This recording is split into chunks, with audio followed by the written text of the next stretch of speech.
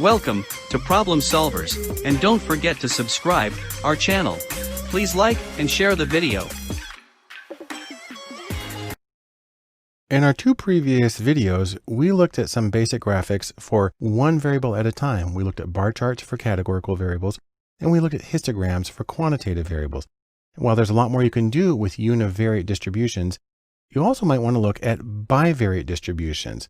We're going to look at ScatterPlots as the most common version of that. You do a scatter plot when what you want to do is visualize the association between two quantitative variables. Now, I actually know it's more flexible than that, but this is the canonical case for a scatter plot.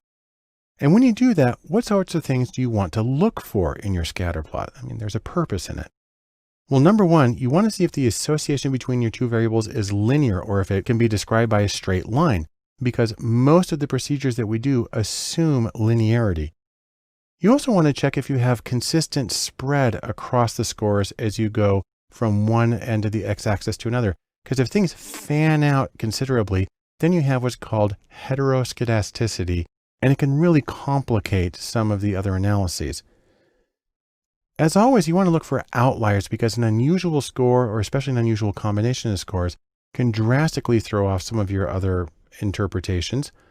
And then you want to look for the correlation. Is there an association between these two variables? So that's what we're looking for. Let's try it in R. Simply open up this file and let's see how it works.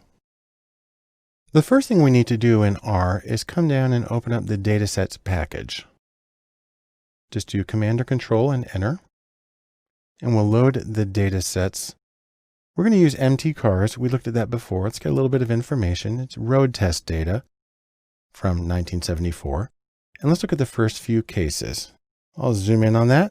Again, we have miles per gallon, cylinders, so on and so forth.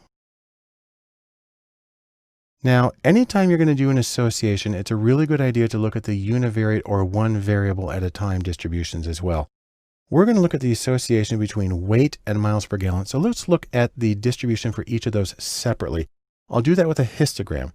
I do hist, and then in parentheses, I specify the data set, MT cars in this case, and then a $sign to say which variable in that data set. So there's the histogram for weight. And, it's not horrible, though it looks like we got a few on the high end there. And here's the histogram for miles per gallon. Again, mostly kind of normal, but a few on the high end.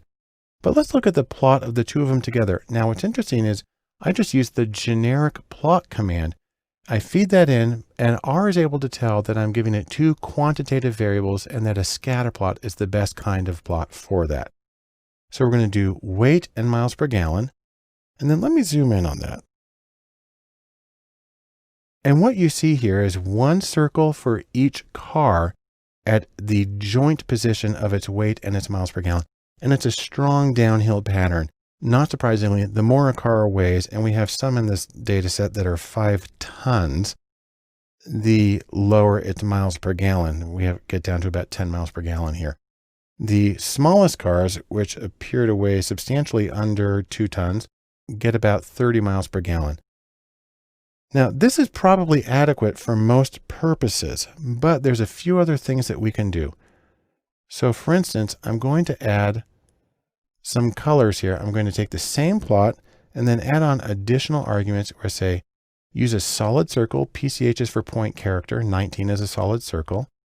CEX has to do with the size of things, and I'm going to make them 1.5 means make them 150% larger. Call is for color, and I'm specifying a particular red, the one for Data Lab, in hex code. I'm going to give a title. I'm going to give an X label and a Y label. And then we'll zoom in on that. And now we have a more polished chart that also, because of the solid red circles, makes it easier to see the pattern that's going in there, where we got some really heavy cars with really bad gas mileage and an almost perfect linear association up to the lighter cars with much better gas mileage. And so a scatter plot is the easiest way of looking at the association between two variables, especially when those two variables are quantitative. So they're on a scaled or measured outcome. And that's something that you want to do anytime you're doing your analysis, to first visualize it and then use that as the introduction to any numerical or statistical work you do after that.